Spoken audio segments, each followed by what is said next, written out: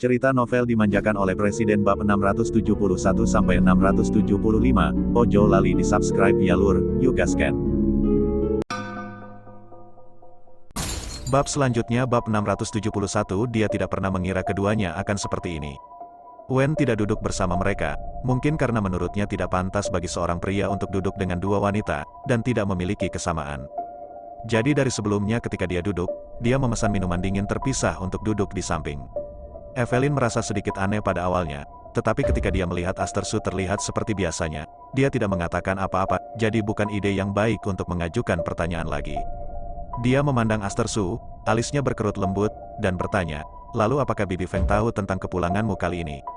Aster tercengang, seolah dia tidak mengharapkan pertanyaan ini. Sepertinya dia juga tidak pernah mempertimbangkannya.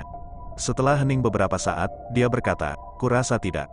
Dia akan membencinya jika dia tahu. Dia telah berjanji padanya bahwa dia akan menjauh dari kota, jauh dari pria itu, dan tidak akan pernah kembali.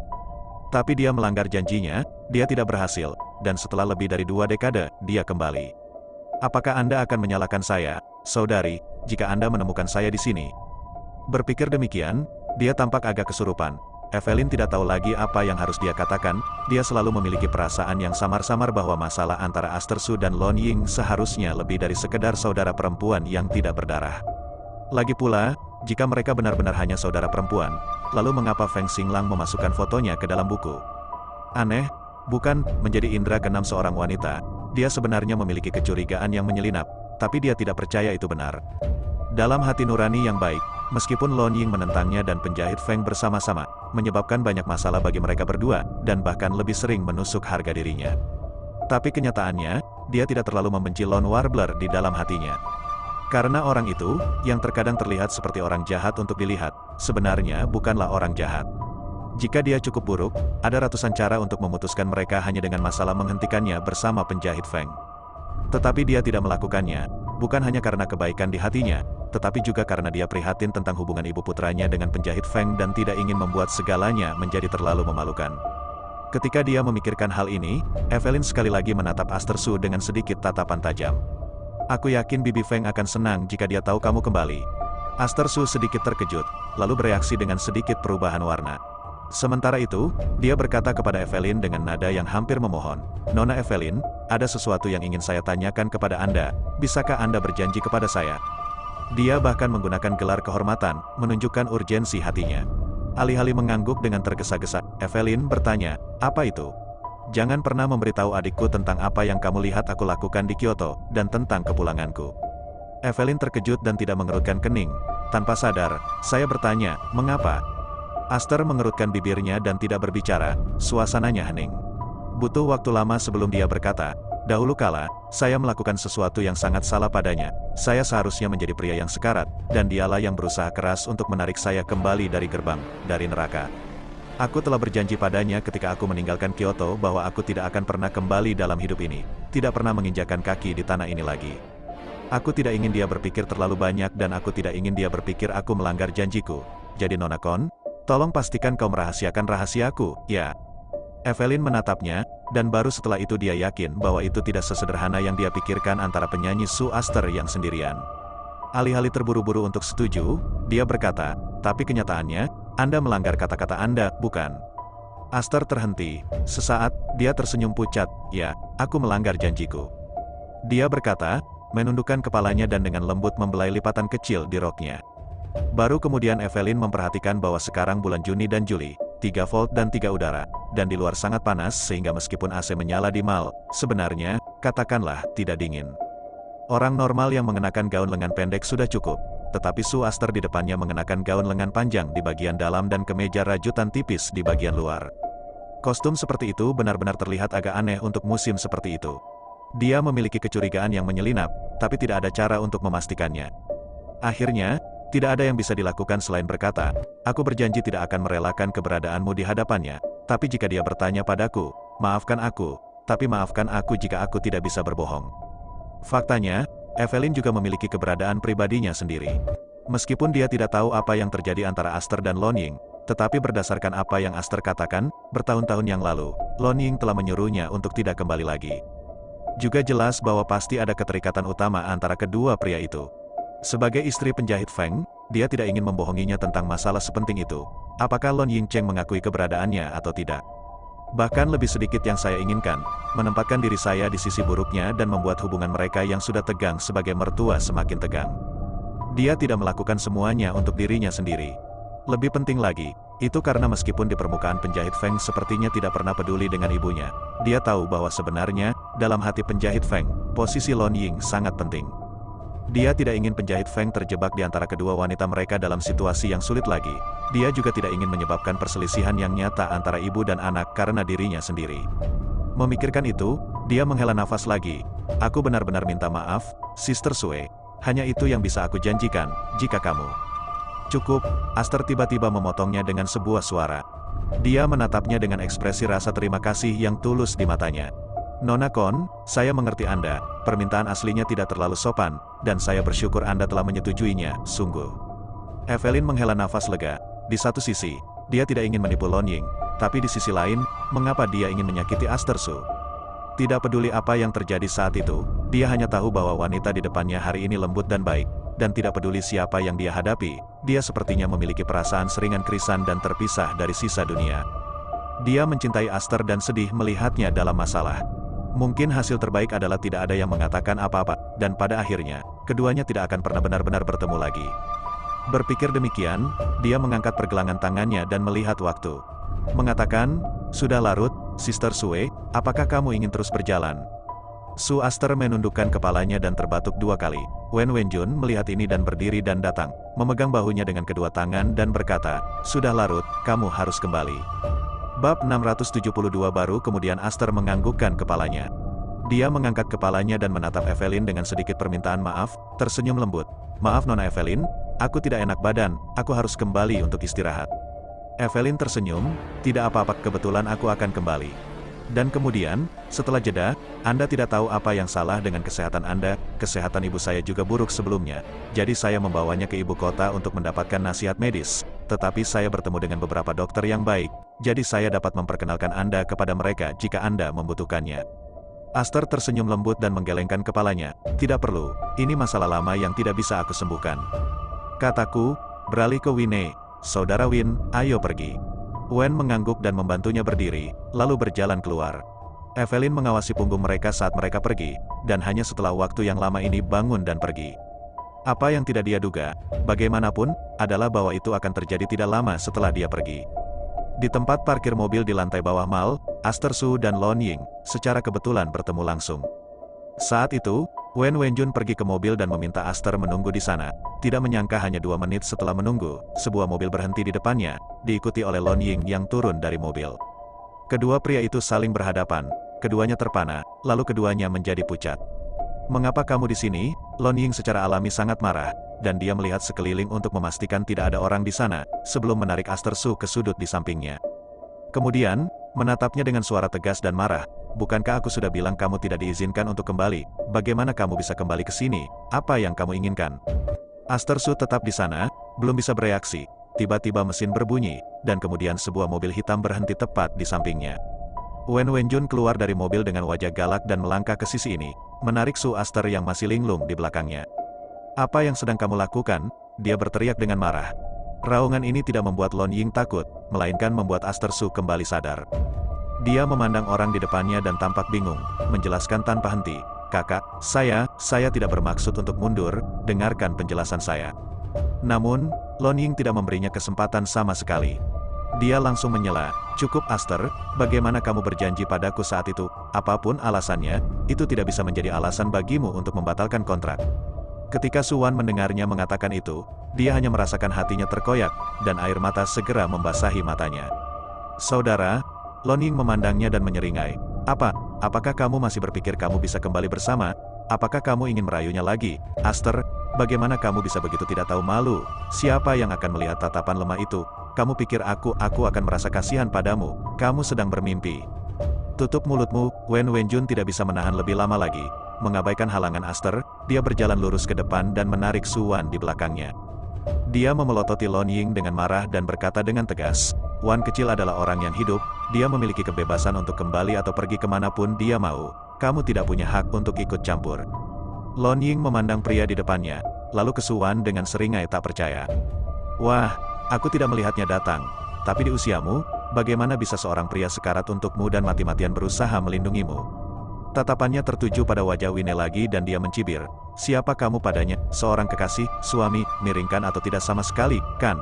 Apakah dia memintamu untuk menemaninya kembali? Wen Wenjun memiliki wajah muram dan berkata dengan dingin. Kamu tidak perlu tahu tentang hubungan kita, Nyonya Feng. Kamu juga orang yang baik, bagaimanapun juga kamu pernah bersaudara. Jadi mengapa kamu perlu mengatakan hal buruk seperti itu? Hal-hal pada kesempatan seperti itu untuk menjatuhkan satu sama lain. Lon Ying mendengus seolah dia mendengar lelucon yang bagus. Pertama, ada ekspresi tidak percaya, diikuti dengan tawa keras. Layak, itu benar-benar salah satu kata terlucu yang pernah kudengar hari ini. Dialah yang memberitahumu bahwa kita adalah saudara perempuan. Kan, kalau begitu aku memberitahumu sekarang, kita belum menjadi saudara perempuan sejak hari dia tanpa malu-malu, merayu saudara iparnya sendiri lebih dari 20 tahun yang lalu. Begitu kata-kata itu diucapkan, semua orang yang hadir bergetar hebat. Wajah Su Wan telah memutih, dan dia menegangkan tubuhnya saat dia melihat Lon Ying yang dingin dan berwajah tegas di seberang ruangan. Kenangan buruk masa lalu itu membanjiri pikiran saya, dan air mata mengalir deras seolah-olah pintu air telah terbuka. Saudari, aku benar-benar tidak ingin mengganggu hidupmu lagi. Aku hanya ingin kembali untuk melihat terakhir kali. Lon Ying mencibir, sekilas tentang apa? Apakah Anda ingin melihat pria yang Anda dambakan selama bertahun-tahun, atau Anda ingin melihat apakah saya bersenang-senang dengannya dan memiliki kesempatan untuk memanfaatkan kebutuhan? Aster, jika aku tahu hari ini akan datang, mengapa aku menyelamatkanmu sejak awal? Mengapa kita tidak membiarkanmu tenggelam di laut saja? Dengan begitu kamu tidak perlu menyembunyikan rasa sakit sebanyak itu dan aku tidak akan melakukannya. Merasa mual, bukan begitu?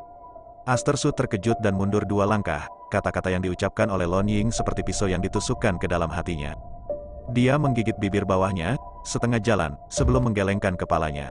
Saudari, aku tahu bahwa tidak peduli apa yang aku katakan sekarang, kamu tidak akan pernah memaafkanku, dan dalam hal ini, aku tidak perlu mengatakan apa-apa lagi.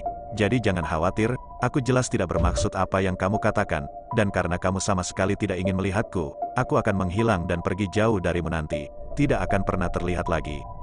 Lon Ying menatapnya tanpa berbicara, rasa dingin di mata, bagaimanapun, sudah mengatakan itu semua. Tatapan Aster Su meredup sejenak, lalu dia mundur selangkah, lalu membungkuk dalam-dalam dan membungkuk kepada Lon Ying sebelum berbalik ke mobil. Wen Wenjun melihat situasinya dan mengerutkan alisnya dalam-dalam. Dengan pandangan dingin terakhir pada Lon Ying, dia tidak mengatakan apa-apa lagi dan berbalik untuk mengejarnya. Baru setelah Aster Su masuk ke dalam mobil dan pergi, Lon Ying menghela nafas lega. Wajahnya masih sangat jelek, dan dia menatap ke arah mobil telah pergi, dan memerintahkan pelayan yang mengikuti di belakangnya, periksa aku, ketika dia kembali dan di mana dia tinggal sekarang. Pelayan itu tampak seperti Ki sedikit lebih tua, telah bersamanya sejak dia masih kecil. Mengangguk pada kata itu, dia menjawab dengan hormat, ya. Setelah Lon Ying memberikan instruksinya, meskipun dia masih merasa tidak nyaman, setidaknya dia sedikit lebih baik dari sekarang. Dia memikirkan betapa pucat dan rapuhnya wajah Su Aster barusan, itu adalah dunia yang jauh dari penampilannya ketika dia masih hidup dan sehat. Matanya mengerut, tetapi pada akhirnya dia tidak mengatakan apa-apa lagi dan melangkah maju ke dalam mal. Bab 673 malam itu, setelah Feng Xinglang kembali ke rumah, dia sangat merasakan ada yang salah dengan suasana hati Lon Ying. Wajahnya muram, seolah-olah sesuatu yang besar telah terjadi di rumah. Dia sekarang sendirian di rumah dengan 2 anak laki-laki. Jika ada sesuatu yang membuatnya kesal, hanya diriku yang membuatnya kesal. Lagi pula, Lon Warbler tidak akan membiarkan dirinya begitu marah atas kesalahan pelayan itu. Dia cukup pemaaf dalam hal itu, bahkan jika biasanya ada seorang maid yang melakukan kesalahan, paling banyak dia akan mengatakan beberapa patah kata, atau paling buruk menghukum mereka lagi dan melupakannya, dan dia tidak akan tetap murung karenanya. Memikirkan hal ini, Feng Xinglang tidak bisa menahan cemberut. Saat Anda mengganti sepatu di pintu, Anda memikirkan semua yang telah Anda lakukan hari ini di kepala Anda. Tetapi memikirkannya, saya berangkat kerja pagi ini, saya berada di kantor sepanjang hari, saya bahkan tidak menelponnya, apalagi menemuinya, masuk akal untuk mengatakan bahwa saya tidak boleh memiliki kesempatan untuk membuatnya marah. Ingat sedikit lebih hati-hati, ini bukan ulang tahun pernikahan, juga bukan ulang tahun siapapun, juga bukan hari libur. Dia tidak menelepon atau mengirim hadiah, dan dia tidak terlambat pulang. Singkatnya, itulah yang tidak dia lakukan salah, jadi apa yang membuatnya sangat marah?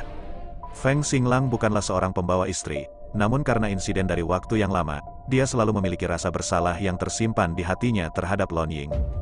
Jadi dalam hidup, dia juga akan sering enggan diganggu dengannya. Selama dia bahagia, dia akan membiarkannya pergi dengan apapun yang dia bisa. Jadi, dalam jangka panjang, bagi dunia luar, menjadi ketua keluarga Feng sangat berkuasa di luar, tetapi sebenarnya takut pada istrinya. Feng Xinglang agak terdiam mendengar desas-desus ini, tetapi tidak repot-repot membela diri. Takut itu baik untuk takut pada istri Anda, itu menghemat banyak masalah, dan dia senang untuk diam. Berpikir begitu, dia mengganti sepatunya dan menuju ke dalam. Yo, apa yang terjadi di sini? Siapa yang menyalakan paket dinamit kita hari ini? Sangat marah. Dia tertawa dan bercanda saat melepas jaketnya, berusaha keras untuk mencoba dan memecahkan situasi canggung dan kaku di depannya. Namun, tidak ada pelayan yang sibuk yang memenuhi rumah itu yang berani mengucapkan sepatah kata pun. Bahkan Lon Ying, yang sedang duduk di sofa, hanya menatapnya dan berhenti menatapnya, terlebih lagi dengan ekspresi malas. Feng Xinglang terhenti, ada perasaan telah menyentuh dingbat lembut lainnya. Dia sedikit tidak berdaya, tetapi penyanyi tunggal itu mengabaikannya. Jadi mereka menuju ke ruang makan, sambil bertanya, apakah makan malam sudah siap? Seorang pelayan dengan hormat menjawab, Tuan, sudah selesai. Sudah waktunya, ayo makan. Pelayan itu menanggapi dengan hormat, lalu berbalik ke dapur. Setelah Feng Xinglang memberikan instruksinya, dia berbalik untuk melihat Lon Ying masih duduk di sofa, terlihat seperti sedang merajuk. Saya memikirkannya, tetapi pada akhirnya, saya berjalan mundur dan menarik lengannya. Hei, makan malam sudah siap. Namun, tangan itu baru saja menyentuh tangan Lon Warbler saat dia melepaskannya. Jangan sentuh aku, Feng Xinglang tercengang. Jika itu hanya kecurigaan bahwa dia telah membuatnya marah, maka sekarang dia sangat tidak disukai, itu sudah pasti. Dia sejenak bingung dan mengerutkan kening saat bertanya, ada apa denganmu hari ini? Aku juga tidak mengganggumu, jadi kenapa kamu marah padaku? Faktanya, dia sedikit banyak sedih. Setelah bertahun-tahun, dialah yang telah meminta maaf kepada Lon Ying untuk mengakui kesalahannya, dan Lon Ying selalu bersikap dingin dan acuh tak acuh padanya. Tidak peduli seberapa sabar seseorang, setelah dihadapkan pada sikap seperti itu untuk waktu yang lama, dia masih akan sedikit putus asa pada akhirnya. Dia menghela nafas, tidak banyak yang bisa dia lakukan untuk itu. Jadi dia hanya berkata, jika kamu marah lagi makan malam lebih baik, dan selain itu aku sepertinya tidak main-main denganmu hari ini, jadi ada apa denganmu? Kali ini, Lon Ying akhirnya mengangkat kepalanya dan menatapnya. Dia menatapnya dan terdiam selama beberapa detik sebelum tiba-tiba bertanya, di mana saja kamu beberapa hari terakhir ini? Feng Xinglang tercengang, beberapa tidak menanggapi pertanyaannya. Namun tak lama kemudian, dia menjawab dengan jujur, saya semua di kantor, saya akan kembali dari kerja, ada apa?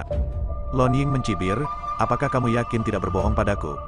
Feng Xinglang bahkan lebih bingung, mengapa saya berbohong kepada Anda? Selain itu, Willow dan yang lainnya telah mengikuti saya, dan di perusahaan putra sulung Anda juga dapat bersaksi untuk saya. Apakah saya harus berbohong kepada Anda?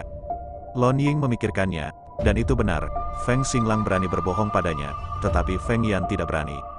Keberadaannya akhir-akhir ini, tanya saja Feng Yan kembali. Memikirkannya seperti itu membuatnya merasa jauh lebih baik. Dan tidak lagi dingin, matanya melembut dan dia berkata, oke, ayo makan. Setelah itu, dia berjalan ke ruang makan. Feng Xinglang bingung karena dia begitu panas dan dingin, tidak mengerti apa yang salah dengannya sama sekali. Tapi karena dia sudah mau makan, itu artinya dia tidak terlalu marah. Dengan demikian, Feng Xinglang tidak repot-repot menyelidiki alasannya dan mengikuti ke ruang makan. Setelah makan, Lon Ying pergi ke balkon sendirian dan menelepon Feng Yan. Feng Yan juga tidak tinggal di rumah tua lagi, dia sudah tinggal di rumahnya sendiri sejak dia dan An Qiao menikah. Anjo tidak pernah benar-benar dibawa kembali secara resmi, dan si pengicau sendiri tidak sedang terburu-buru. Dia tahu bahwa kedua putranya memiliki ide-ide besar, dan bahwa dia, sebagai seorang ibu, akan menjadi maskot terbaik di rumah bagi mereka. Sungguh apa yang dia katakan, mereka tidak mau mendengarkan. Berpikir seperti ini, saya merasa sedikit tersesat lagi. Tapi tidak satu pun dari itu yang penting sekarang. Di dalam lubuk hatinya, dia juga tidak ingin menggendong putranya selama sisa hidupnya. Mereka sudah dewasa dan seharusnya memiliki kehidupan sendiri. Dia bukanlah seorang ibu yang memiliki kendali penuh atas hutang lembah putranya dan tidak repot-repot mengkhawatirkannya. Bahkan jika penjahit wanita yang dicari Feng bukan dari industri hiburan, bahkan jika latar belakang keluarganya miskin, dia tidak akan berselisih sebanyak yang dia lakukan sekarang. Lon Ying memutar telepon, dan tak lama kemudian, ada jawaban. Halo Bu, suara rendah magnetis Feng Yan datang dari sisi lain. Lon Ying menarik napas dalam-dalam dan bertanya, Yaner, saya menanyakan sesuatu, Anda harus jujur kepada saya. Feng Yan tercengang, tampaknya terkejut, Bu, ada apa? Tidak banyak, Aku hanya ingin bertanya apakah ayahmu tinggal di kantor selama beberapa hari terakhir dan apakah dia sedang keluar. Sisi lain terdiam selama beberapa detik. Segera, suara Feng Yan dengan sedikit perhatian terdengar. Bu, apakah kalian bertengkar lagi? Lon Ying memutar matanya, sedikit tidak sabar. Jangan berkelahi, mengapa kamu mengajukan begitu banyak pertanyaan? Apakah saya bertanya kepada Anda atau Anda bertanya kepada saya? Bab 674, sudah kubilang. Akulah yang memintamu sekarang, untuk mengatakan yang sebenarnya tentang keberadaan ayahmu selama beberapa hari terakhir. Aku memperingatkanmu, jika apa yang kamu katakan kepadaku bahkan sedikit berbeda dari apa yang aku temukan sendiri, aku tidak akan mengampuni kamu. Feng Yan tertawa terbahak-bahak. Bu, berapa umur kalian? Kalian masih mencurigai ayahku?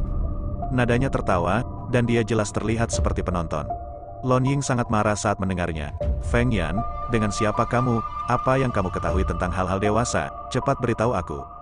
Begitu Feng Yan mendengar bahwa ibunya marah, dia tidak berani bercanda dengannya lagi, jadi dia memberinya laporan lengkap tentang rencana perjalanan Feng Xinglang dalam beberapa hari terakhir. Lon Ying mengerutkan kening begitu dia mendengar bahwa dia keluar untuk bersosialisasi beberapa kali di tengah jalan. Menurutmu, siapa dia pergi makan malam dengan setengah jalan? Feng Yan dengan putus asa menjelaskan, Bu, itu adalah kepala wilayah Asia Pasifik SK, dan karena ini adalah persahabatan lama dengan ayah selama bertahun-tahun, Anda harus menjamu dia ketika Anda datang, jadi kami makan malam santai bersama, yang seharusnya tidak ada, kan? Lon Ying mencibir, kamu mengikuti mereka untuk makan malam? Feng Yan menganggukkan kepalanya tanpa ragu-ragu, ya, saya mengikutinya. Tidak ada yang lain, siapa lagi yang mungkin ada? Mendengar dia mengatakan itu, Lon Ying berhenti berbicara sejenak. Sisi lain melihatnya terdiam, dan sepertinya menyadari bahwa dia terlalu agresif. Bagaimanapun, ini adalah ibunya, dan Feng Yan tidak tahan melihatnya sedih. Jadi dia dengan ramah mencerahkannya lagi, Bu, jangan khawatir, ayah sangat jujur di luar, dan hanya ada kamu di dalam hatinya, kamu benar-benar tidak perlu khawatir. Lon Ying masih tidak mengatakan apa-apa, dan hanya setelah sekian lama dia berkata, baiklah, saya tahu, itu dia, tunggu. Bagus, setelah menutup telepon, dia berbalik dan berjalan ke rumah. Di ruang tamu, Feng Xinglang sedang duduk di sana membaca koran sore hari ini. Kertas sudah lama hilang sekarang, dan orang hanya menggunakan ponsel atau komputer mereka untuk semua yang mereka baca. Tapi Feng Xinglang masih mempertahankan kebiasaan membaca koran setiap hari. Dia duduk di sana, sepertinya membaca koran, tetapi hanya dia yang tahu bahwa perhatiannya sama sekali tidak ada di kertas di depannya. Sebaliknya, dia asyik dengan gerak-gerik wanita di balkon. Ketika dia mendengar langkah kaki, dia tahu dia telah menyelesaikan panggilannya dan masuk. Begitu sibuk menarik telinga dan matanya, dia berdehem dan pura-pura berkonsentrasi pada koran di depannya. Setelah Lon Ying memasuki rumah, dia melihatnya duduk di sana, tetapi dia tidak mengatakan apa-apa. Hingga keesokan harinya, ketika sebuah cerita tiba-tiba muncul di internet. Menurut cerita, seseorang secara tidak sengaja bertemu dengan seseorang di jalan yang sangat mirip penyanyi diva Aster, yang meninggal lebih dari 20 tahun yang lalu, dan mencuri videonya. Ketika berita itu pecah, itu segera menyebabkan kegemparan di internet. Siapakah Aster Soh? Itu terjadi 26 tahun yang lalu, seorang diva bernyanyi di seluruh Asia. Suaranya yang manis dan cantik, tampangnya yang lembut meledak ke dunia musik dan menjadi incaran banyak penggemar. Tidak hanya itu, dia juga memainkan piano dengan baik, tidak peduli instrumen apa itu, dia mendapatkannya di ujung jarinya. Pada saat itu, dikatakan bahwa seseorang telah menghitung bahwa pria yang mengejarnya dan ingin menikahi rumahnya sendirian dapat berbaris dari Kyoto ke Amsterdam. Popularitas Aster sangat tinggi, tetapi hanya ada sedikit rumor tentang dia. Hingga kemudian, suatu saat tiba-tiba tersiar kabar bahwa kapal yang ia tumpangi saat melaut mengalami musibah terkena tsunami dan tertimbun di laut saat itu. Kejadian ini menimbulkan kehebohan besar saat itu. Penggemar yang tak terhitung jumlahnya sangat terpukul mengetahui berita tersebut. Aster baru berada di panggung selama 2 tahun, merilis 12 lagu dan mengcover hits emas yang tak terhitung jumlahnya. Namun, di usia yang begitu muda, aromanya lenyap. Belum lagi para penggemar yang mencintainya, bahkan mereka yang asing dengannya pun tak akan bisa menahan rasa iba padanya saat mendengar kabar ini. Dan sekarang, seseorang telah muncul, seseorang yang persis seperti Aster Soh. Bagaimana ini tidak menimbulkan rasa ingin tahu, namun, berita itu tidak menyebar dengan cepat di internet. Karena bagaimanapun, sudah 26 tahun sejak Aster menjadi hit. Kemudian lagi, dia baru berusia 2 tahun dalam karirnya ketika dia meninggal, dan meskipun dia memiliki penggemar yang tak terhitung jumlahnya, dia masih meninggalkan lebih sedikit karya dan basis penggemar yang umumnya lebih tua, jadi waktu telah berlalu dan jarang disebutkan sekarang. Generasi yang lebih tua hampir tidak mengingatnya, apalagi yang lebih muda saat ini. Aku hanya takut aku belum pernah mendengar nama Aster. Itulah mengapa bahkan Evelyn, yang berada di industri hiburan, tidak bereaksi banyak ketika dia mendengar nama Suwan. Karena basis penggemarnya sudah menjadi generasi yang lebih tua. Tetapi berapa banyak pengatur waktu lama yang masih memiliki akses ke internet? Jadi, beritanya baru mulai keluar dan baru diperhatikan dan diteruskan oleh beberapa orang yang mengenalnya. Namun kemudian salah satu superfansnya, yang menemukan postingan tersebut dan melihat foto-foto yang diambil oleh para pips, langsung terkesima. Itu terlalu mirip tepatnya, bahkan tidak bisa dikatakan seperti itu, tapi itu benar-benar seperti Sue Aster yang hidup dan bernapas sendiri. Dia adalah penggemar berat Aster, dan meskipun Aster telah meninggal 26 tahun yang lalu, dia masih remaja, jadi dia tidak lebih dari 40 tahun sekarang. Pada usia ini, tidak jauh dari dunia online, atau bahkan pengunjung biasa. Ketika dia melihat berita itu, dia melihat ke wanita di foto, yang terlihat hampir persis seperti Aster. Hati asli yang diam menjadi bersemangat. Apakah itu benar-benar dia? Apakah dia kembali? Saat kapal mengalami masalah, tidak ada pemulihan tubuh Aster karena bagaimanapun, itu adalah kecelakaan di lautan, dan pekerjaan penyelamatan dilakukan dengan susah payah karena keterampilan yang tidak ahli saat itu. Jadi, setelah 48 jam pemulihan tanpa hasil, tim penyelamat pun menyerah. Sekarang aku memikirkannya, mungkinkah ada semacam kesempatan baginya untuk bertahan hidup? Meskipun dia tahu kemungkinan itu sangat kecil, atau bahkan hanya obsesinya. Lagi pula, tidak banyak orang di dunia yang mirip, jadi mungkin ini hanya kebetulan. Tapi bagaimanapun juga, itu adalah secercah cahaya yang terlihat di kegelapan dan tidak ingin menyerah lagi. Jadi orang ini baru saja memposting ulang postingan tersebut, dan juga melihat foto-fotonya selama bertahun-tahun dan menyanyikan video, dan menulis esai lain tentang kehidupan heteroso, dan mempostingnya bersama. Orang ini ada di internet dan merupakan V pemasaran.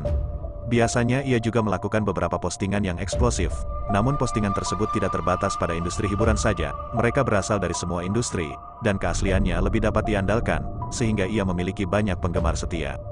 Pada saat ini telah diposting, mendapat banyak tanggapan langsung. Bab 675 bagian komentar pun langsung dibanjiri fans Sue yang bernostalgia.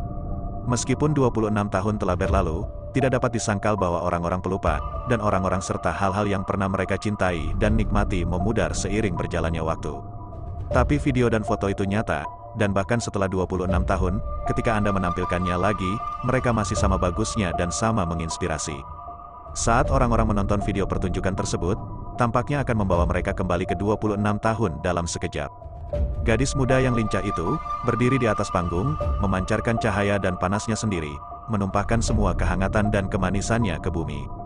Bagian komentar menangis dan semua orang berteriak bahwa mereka merindukan hetero. Dan beberapa penggemar baru yang tidak mengetahui tentang ini dan orang ini pada awalnya sedikit bingung setelah membaca komentar semua orang. Atau bahkan tidak, mengira itu adalah gelombang hype lainnya. Mungkin beberapa artis tua yang telah melampaui kegunaannya dan sekarang mencoba untuk kembali ke sana, jadi pemasaran dilakukan dengan sengaja. Namun, setelah mereka menonton video pertunjukan tersebut, membaca bio Aster Sue, dan mencari lagu di Google untuk didengarkan, itu menjadi hit instan, dan mereka semua mengakui bahwa mereka harus mengatakan bahwa orang-orangnya cantik dan lagunya indah. Wanita peri macam apa ini, ketika diketahui bahwa wanita yang begitu abadi, tetapi wajahnya yang merah begitu kurus sehingga dia telah binasa di awal kehidupan, terdengar jeritan langsung lagi. Adegan pukulan wajah real scan besar-besaran muncul di bagian komentar. Internet, di sisi lain, sama sekali tidak menyadari semua ini, dan Aster, pemilik yang sah, sama sekali tidak menyadarinya. Selama bertahun-tahun, dia tinggal di luar negeri sendirian, dan satu-satunya yang menemaninya adalah Wen Wenjun. Dia tidak ingin melihat informasi tentang rumah tangga, apalagi pria itu, agar tidak menimbulkan riak lagi di hatinya yang sulit untuk tenang. Jadi, dia tidak online, dia terisolasi. Dia ingin ditinggalkan, dalam damai, di tempat itu, selama sisa hidupnya. Tetapi suatu hari, dokter memberitahu dia bahwa dia hanya memiliki 3 bulan lagi untuk hidup. Dia tahu bahwa dia tidak akan hidup lama, dalam kehidupannya yang terbatas. Dia juga bertanya-tanya apa yang ingin dia lakukan, apa yang paling dia inginkan. Tetapi hasil akhirnya, bagaimanapun, adalah dia hanya ingin kembali. Dia ingin kembali, bukan untuk mengambil apapun atau membuktikan apapun. Hanya untuk berjalan di tanah air yang akrab ini lagi, untuk mencium aroma yang akrab lagi, untuk melihat lagi, mereka yang pernah akrab, mereka yang pernah sangat dicintai. Selain itu, tidak ada yang lain. Untung dia sudah pernah bertemu Lone Warbler sebelumnya. Pria yang selama ini berhutang budi padanya tampaknya baik-baik saja sekarang. Dia seharusnya memiliki kehidupan yang baik, seperti yang dia lakukan, Pisau di hati, terlihat galak dari luar, tapi sebenarnya lembut sekali. Dia berhak atas kebahagiaan. Selain itu, bagaimana dengan pria itu? Dia juga ragu-ragu untuk bertemu dengannya, tetapi pada akhirnya, dia berhenti. Masa lalu adalah gumpalan asap dan gumpalan asap, dan dia pikir semuanya seharusnya sudah berakhir sore itu 26 tahun yang lalu. Kembalinya dia adalah kesalahan yang berubah-ubah, jadi jangan membuat masalah sampai Anda berada di ranjang kematian Anda. Namun, tidak diharapkan seseorang akan menempatkan fotonya di internet. Saat ini, rumah tua keluarga Feng Xinglang dan Lon Ying, keduanya duduk di tempat tidur, melakukan apa yang rutin mereka lakukan sebelum tidur, yaitu menggesek ponsel mereka. Feng Xinglang tidak memiliki kebiasaan ini sebelumnya, dia biasa membaca buku. Namun, penjahit Feng Lao memberitahunya bahwa orang-orang semakin tua, jadi mereka perlu mempelajari beberapa hal baru, dan tidak terus membaca buku dan koran, bahkan tidak mengetahui apa yang terjadi secara online. Jangan lihat dia sekarang, dia cukup kuat, tapi di zaman sekarang ini, segala sesuatunya bergerak begitu cepat sehingga jika orang tidak belajar mengikuti waktu, mereka akan segera tertinggal. Setelah mendengar ini, Feng Xinglang dengan serius merenungkannya dan merasa itu masuk akal. Sekalipun Anda tidak suka membaca gosip-gosip itu dan sebagainya, tetapi lebih banyak di internet, untuk mempelajari lebih lanjut tentang kehidupan dan pemikiran kaum muda, untuk bisnis perusahaan, itu juga bermanfaat. Maka, ketua grup Feng Aula juga telah belajar melakukan hal seperti menggesek ponselnya sebelum tidur. Selain itu, si pengicau tunggal memiliki kebiasaan bermain mahjong di telepon genggamnya sebelum tidur. Itu bukan perkelahian dengan robot, itu adalah kencan dengan beberapa adik perempuannya, menelepon dengan ponsel dan menang dan kalah masuk dan keluar dari uang sungguhan. Setiap malam, terhubung dengan suara dan bermain mahjong, saya tidak bisa tidur sampai saya memainkan 4 atau 5 permainan. Dalam jangka panjang, kedua pria itu menjadi terbiasa. Namun, malam ini, Lon Ying secara tidak terduga tidak sedang bermain mahjong. Feng Xinglang tidak memoles postingan populer itu atau apapun, dan keduanya memegang ponsel mereka rat-rat, melihat satu postingan populer di bagian hiburan dan gosip. Hek, itu sama dengan yang diberitahukan seseorang bahwa mereka bertemu dengan Aster di jalan. Penampilan Lon Ying tenang, lagi pula, dia sudah pernah bertemu Aster Su secara pribadi sebelumnya. Dia tahu bahwa ledakan posting itu benar, dan bahwa Suan yang asli memang hidup. Bahkan, 26 tahun yang lalu, itu adalah sisa hatinya yang membuatnya tetap hidup. Tapi hanya karena dia tahu, bukan berarti Feng Xinglang tahu.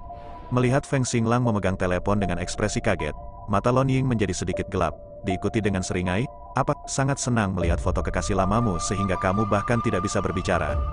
Feng Xinglang tersadar kembali dan berbalik menatapnya, lalu ke foto di ponselnya dan mengerutkan kening.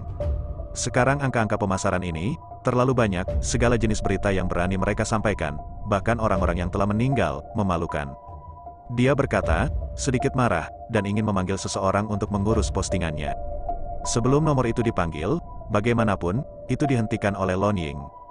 Lon Ying memandangnya dan tersenyum, "Apa terburu-buru? Orang-orang telah memotret, buktinya sangat banyak, dan mungkin orang itu masih hidup, jadi bukankah panggilan telepon dari Anda ini juga akan memutus satu-satunya petunjuk ini?" Kerutan Feng Xinglang semakin dalam saat dia mendengar kata-kata itu. Tidak mungkin, aku adalah orang yang secara pribadi memimpin pencarian dan penyelamatan di tempat pertama, lautan yang begitu besar, tanpa sistem penyelamat hidup, dan tidak ada pulau di dekatnya, tidak mungkin orang masih hidup ketika mereka benar-benar jatuh selama 2 hari 2 malam. Lon Ying menyeringai mendengar kata-kata itu dan tidak berbicara.